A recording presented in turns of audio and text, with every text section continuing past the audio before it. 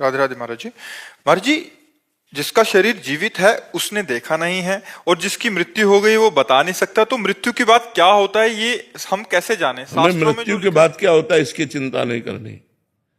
हमें आज हम वर्तमान में क्या कर रहे हैं इसकी चिंता करनी है। अगर वर्तमान में हम कृष्ण नाम जप रहे हैं, राधा नाम जप रहे हैं, भगवान नाम जप कर रहे हैं, कोई गलत आचरण नहीं कर रहे, तो मृत्यु के बाद हमें आनंद ही मिलेगा परिणाम में। हमें उसकी चिंता नहीं करनी। और अगर हम अभी गलत हैं तो हमें भोगना पड़ेगा। देखो, अभी आज हम नाम जप कर रहे हैं, आप नाम जप कर रहे हैं, या जो भी धर्म से चल रहा है, लेकिन शरीर में पीड़ा है, किडनी फेल है, कष्ट है, तो इसका मतलब है कि आज का तो नहीं है ये, तो कल कब गलत किए हमें पता नहीं। पिछले जन्म में या 100 जन्म के पीछे कभी तो हमने गलत किया ना, तो वो कर्म तब तक सुरक्षित रखा रहा भगवान के पास और हमको दंड दे रहा है। आज यदि हम गलत करेंगे तो हमको दंड मिलेगा।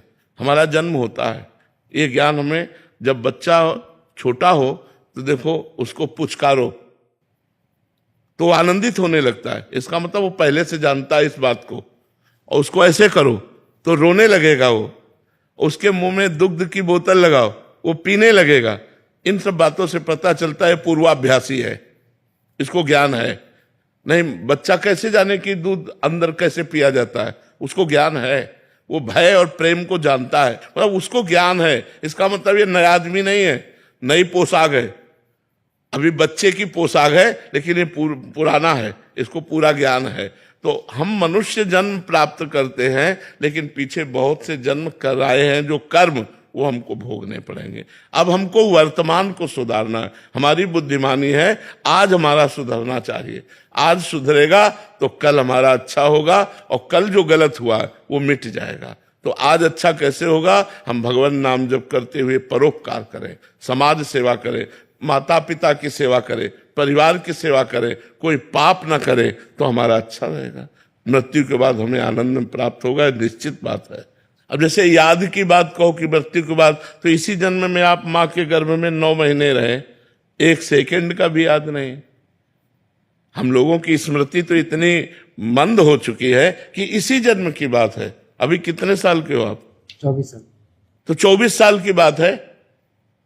अभी तो 24 साल की बात है कि आप 9 महीने माँ के गर्भ में रहे, लेकिन आपको 1 सेकंड का पता नहीं। पता है भला?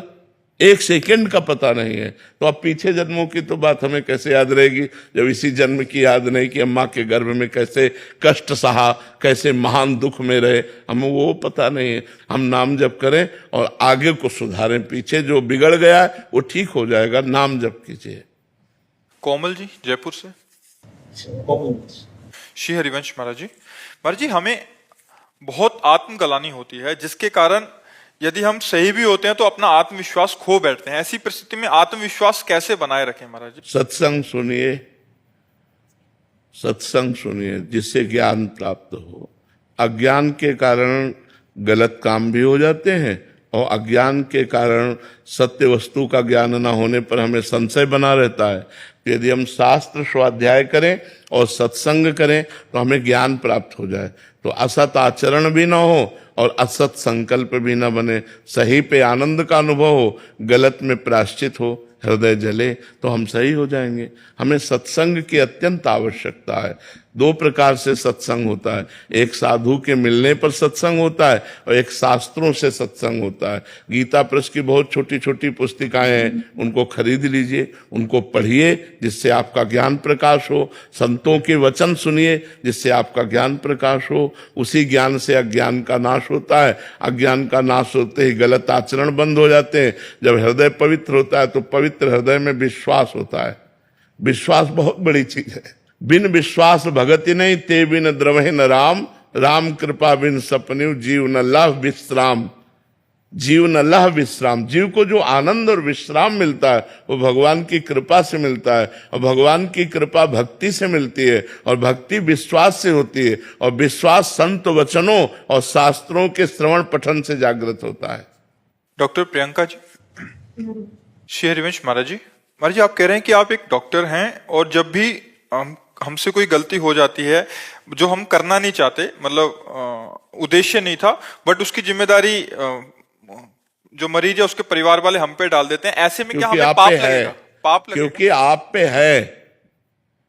मरीज का पूरा जीवन आपको समर्पित होता है। जब आप ऑपरेशन थिएटर पर ले जाते हैं तो सिर्फ आप उसके जिम्मेवार होते हैं। उसके न परिवार का कोई होता है, न उसका कोई प्रिय संबंधी होता है। आप ही उसके माता पिता, भगवान, प्रिय संबंधी, सब कुछ आप है। तो आपकी पूरी जिम्मेवारी होती है कि आपसे कोई प्रमाद ना होने पावे, कोई गलती ना होने पावे, और फिर नहीं बचता है तो फिर आपका उसमें कोई दोष नहीं है, क्योंकि आप कोई भगवान नहीं हो कि आप उसको बचा लेंगे। आपका प्रयास पूरा होना चाहिए। उस प्रयास में अगर प्रमाद है तो आप अपराधी हैं, यहां ना सही तो भगवान के दरबार में अपराधी हैं, क्योंकि वो मरीज का पूरा जीवन आपके हाथ में होता है। आप चाहे जहां काटे, आप चाहे जहां जो जैसा व्यवहार करे, वो तो बेहोश आपके थिएटर में केवल आपके ऊपर समर्पित है। अब आपका वहां भगवान का सीसी कैमरा लगा हुआ है, वो देख रहे हैं। यदि आप ईमानदारी से मरीज के साथ बर्ताव करते हैं, अपने जितना ज्ञान भगवान ने आपको दिया है, और इसके बाद असफल हो जाता है, तो ये उसका प्रारब्ध है, आपका पाप नहीं है। यदि आप प्रमादवश कोई असफलता करते हैं तो उसकी जिम्मेवारी आपकी है, ये आप देख लीजिए। ललित मोहन शर्मा जी, लखनऊ से। राधे राधे महाराज जी।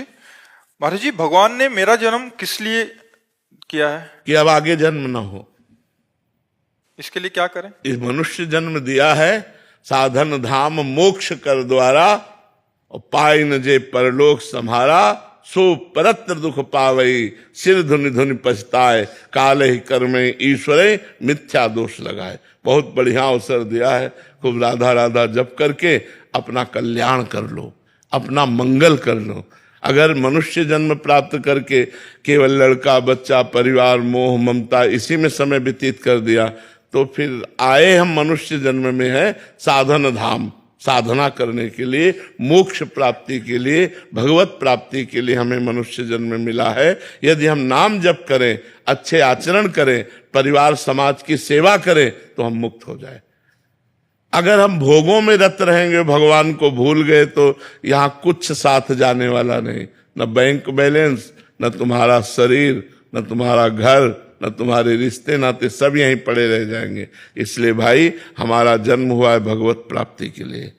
मनुष्य नर्तन कर फल विषय न भाई, भजिए राम सब काम बिहाई। समस्त कामनाओं का त्याग करके भगवान का निरंतर भजन होता रहे, इसीलिए हमें मनुष्य जन्म मिला है। नविता जी। राधे राधे महाराज। राधे राधे महाराज जी।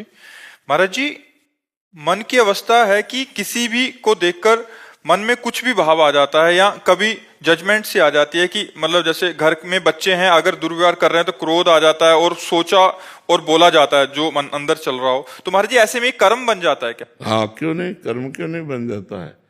अब यदि हमारा कटु व्यवहार है बच्चों के प्रति, एक मर्यादा है, माता पिता और गुरु और शिक्षक ये अपने शिष्य और अपने बच्चों पर दोष दर्शन कर सकते हैं, इनका अधिकार है। गुण और दोष दर्शन करके दोषों के त्याग के लिए उचित दंड का विधान कर सकते हैं। जैसे गुरु है अपने शिष्य पर, माता पिता है अपने बच्चों पर, उनका दोष निवारण करने के लिए दंड विधान कर सकते हैं। इसके अलावा अगर आपने अपना स्वभाव ऐसा बनाया कि हर बार में क्रोध, हर बार में, तो आप अपने स्वभाव के अनुसार कर्म कर रहे हैं, फिर उसका आपको परिणाम भोगना पड़ेगा। हमें क्रोध करने का नाटक करना है, लेकिन थोड़ी ही देर में हमारा हृदय शीतल है, उसको आशीर्वाद दे रहा है, और उसको फिर बुलाकर देखो, समझ रहे हो ना, आज के बाद गलती नहीं, कोई गलती नहीं, चलो आगे चलो। सुधार के लिए माता पिता, गुरु, अध्यापक ये थोड़ा क्रोध का प्रदर्शन करते हैं। क्रोध नहीं होना चाहिए, क्रोध तो पाप का मूल है। अगर क्रोध करेंगे तो बड़े दोष उत्पन्न हो जाएंगे, हिंसात्मक वृत्ति आ जाएगी, कटुवचन निकलेंगे, गाली निकलेगी, सो ठीक नहीं है।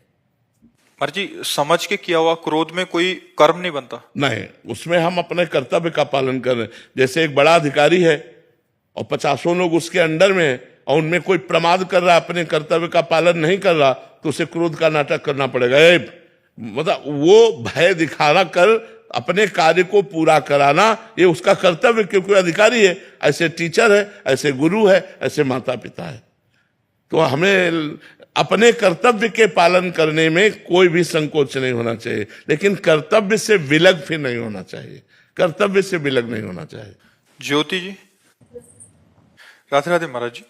महाराज जी, सांसारिक चीजों को देख के परिवार वाले सरकारी या अच्छी नौकरी के लिए प्रेरित करते हैं, जिसके लिए भजन छूटता है, पर ये मन सिर्फ उतना ही कमाना चाहता है जिससे बस गुजारा सा हो हाँ, जाए। तो हमें चाहिए कि हमें प्रयास करना चाहिए, सरकारी नौकरी के लिए, व्यापार के लिए, हमें धन के लिए प्रयास करना चाहिए। हमारा मनुष्य शरीर मिला है, समाज सेवा, परिवार सेवा बिना धन के हो नहीं सकती। तो हम नाम जप करते हुए यदि प्रयास कर रहे हैं तो वही तो हमारी उत्तम बात है। नाम जप कैसे छूट जाएगा? जैसे श्वास लेना रुक गया तो हम मर गए, ऐसे हर श्वास में राधा राधा का अभ्यास करो, और चाहे फावड़ा चलाओ तो भी भजन होता रहेगा, ऑफिस में जाओ तो भजन होता रहेगा, व्यापार करो तो भजन होता रहे। हर समय बातचीत थोड़ी होती रहती। जब बातचीत हुई तो व्यापार हुआ, वो भी भगवान को समर्पित है, शेष समय नाम जप कर रहे हैं, बहुत बढ़िया। चाहे नौकरी हो, चाहे व्यापार हो, चाहे कोई कार्य हो।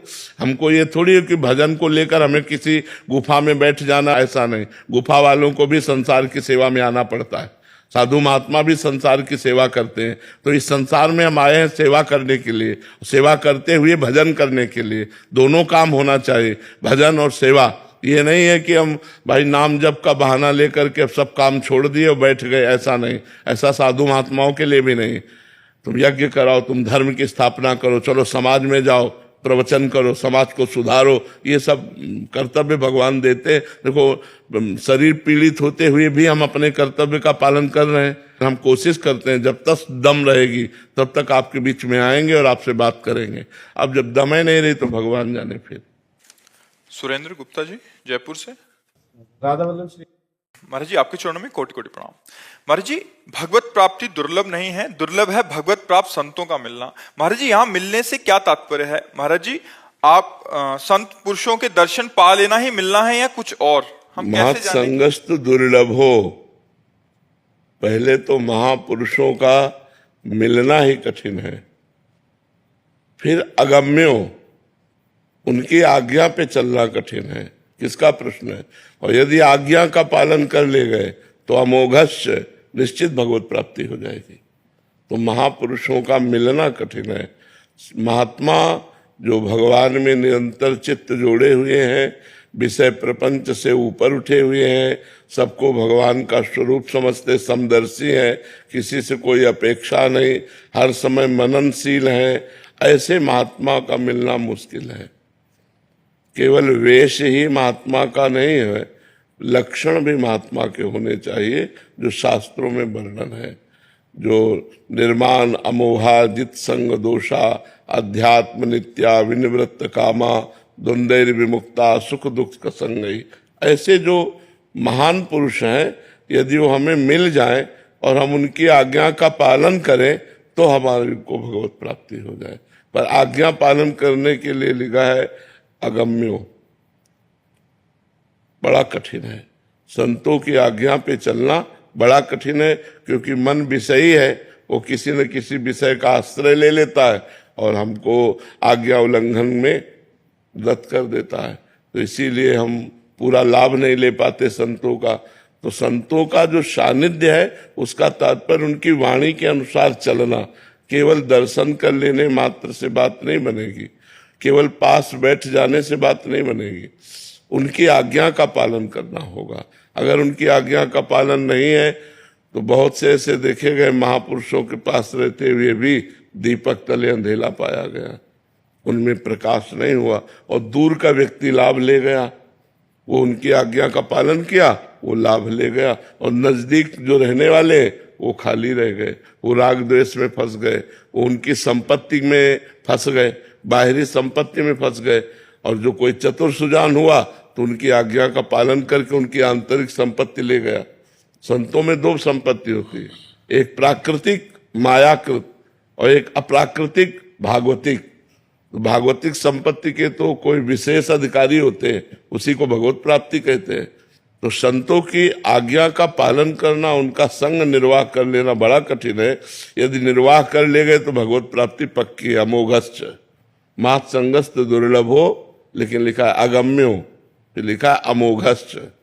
अगर आप उनकी आज्ञा पालन कर ले गए तो अमोघश्च, निश्चित भगवत प्राप्ति हो जाएगी। सुधीर कसाना। राधा वल्लभ श्री हरिवंश। राधे राधे महाराज जी। महाराज जी, नाम या मंत्र जपते समय अगर मन लगे या ना लगे जपते रहो, ऐसा आपने बोला, उसका फल अवश्य मिलेगा। परंतु महाराज जी, आपने एक सत्संग में ये भी बोला कि खास बात चिंतन है, अगर तुम मन से सही चिंतन नहीं करोगे तो उसका फल नहीं मिलेगा। महाराज जी, नाम कक्षा 1 और कक्षा 10 अंतराय है ना। तो प्रारंभिक ये भजन है कि मन लगे ना लगे, चिंतन बने ना बने, हमारे मुख से राधा राधा निकल रहा है, करते रहो। फिर बात आई, अब क्लास बढ़ाना है कि केवल राधा राधा कह रहे हो, चिंतन तुम्हारा संसार का हो रहा है, अब समेटो, चिंतन भी राधा नाम में लगाओ। फिर खुद इतने राधा नाम में डूब जाओ कि खुद की शुद्ध न रह जाए। तो वो एक क्लास बाय क्लास है। प्रारंभिक क्लास में अगर ये शर्त रख दी जाए कि मन जाए ही ना तभी भजन माना जाएगा, तो कोई भजन न कर पावे। भजन प्रारंभिक सबका ऐसा होता है कि हम भजन करना चाहते हैं, पर हमारा मन विषयों में जा रहा है। बार बार अभ्यास करते हुए हम धीरे धीरे मन को कवर कर पा रहे हैं, धीरे धीरे भजन में ला रहे हैं, धीरे धीरे उसको अपने में लगा पा रहे हैं। और काफी कालांतर में फिर मन लगने लगता है, तो वही चिंतन करने लगता है। फिर बाहरी जो क्रियाएं हो रही हैं और अंदर जो चिंतन हो रहा है वो एक हो रहा है, राधा राधा। तो मन भी राधा राधा बोल रहा है, श्रवणेंद्री सुन रही है, नेत्रेंद्री ध्यान के द्वारा देख रही है, और अंदर से स्वयं से राधा राधा राधा चल रहा है। तो ये स्थिति होती है। हमको प्रारंभिक स्थिति के साधक है तो प्रारंभिक बात पकड़नी चाहिए। जैसे संतों ने कहा, माला तो कर में फिरे, जिह्वा फिरे मुख माए, मन तो चौदिस फिरे, ये तो सुमिरन ना है। माला हाथ में चल रहा है और जबान से राधा राधा कह रहे हो और मन संसार का चिंतन कर रहा है, बोले ये तो सुमिरन नहीं हुआ। तो ये किस कोटि का सुमिरन है? ये सिद्ध कोटि का सुमिरन है। अगर साधक इस बात को पकड़ेगा तब तो भजन ही नहीं हो पाएगा। साधक का भजन होता है, थोड़ा मन भगवान में लगा, थोड़ा संसार में लगा, फिर भगवान में लगा, फिर संसार में लगा। ऐसे बहुत काल तक जब अभ्यास किया तो धीरे धीरे उसे अधिक समय भगवान में लगा पाए, फिर पूरा समय भगवान में लग जाता है, तो वही सिद्ध हो जाता है। तो इसलिए हमको साधक बन के चलना चाहिए। रजत मिश्रा जी, भोपाल से। गोपाल। राधे राधे श्री हरिवंश। राधे राधे महाराज जी। महाराज जी, क्या हमारे जीवन में आगे बढ़ने के लिए पुराने सारे प्रारब्धों का नष्ट होना जरूरी है, और क्या बिना उसके नष्ट हुए हम जीवन में आगे नहीं बढ़ सकते? हाँ, अगर अशुभ प्रारब्ध हैं तो बाधा तो पहुंचाएंगे ही। उनका कार्य ही है आपको असफल करना, उनका कार्य है आपको विपत्ति में फंसाना, आपको दुख देना। तो हरि स्मृति सर्व विपद विमोक्षण। यदि भगवान का स्मरण किया जाए, भगवान का नाम जप किया जाए, तो समस्त विपत्तियों में रहते हुए भी, हम ये नहीं कह सकते कि नष्ट हो जाएंगी, रहते हुए भी आप सुख पूर्वक उनको पार कर सकते हैं। क्योंकि प्रारब्ध बहुत वज्र की लीक होता है, प्रारब्ध मिटना बड़ा कठिन होता है। नहीं इतने बड़े बड़े संतों को भोगना ना पड़े। मान लो आप लोग तो 10 माला 20 माला जपते हैं और रात दिन जो भजन करते हैं, उनके शरीर में जो कष्ट आते हैं वो प्रारब्ध से ही तो आते हैं। तो प्रारब्ध इतना प्रबल है कि बड़े बड़े भजनानंदियों को भी कष्ट भोगने के लिए मजबूर कर देता है। पर उस कष्ट में भी भजन के प्रताप से वो आनंद मगन होकर के निकल जाते हैं, ये बात जरूरी है। भजन नहीं करोगे तो वो कष्ट आपको रौंद डालेगा, वो आपको डिस्टर्ब कर देगा, आपको व्यथित कर देगा। लेकिन यदि भजन चल रहा है तो भारी कष्ट में भी व्यथा उतनी पीड़ित नहीं करेगी, एक आनंद बना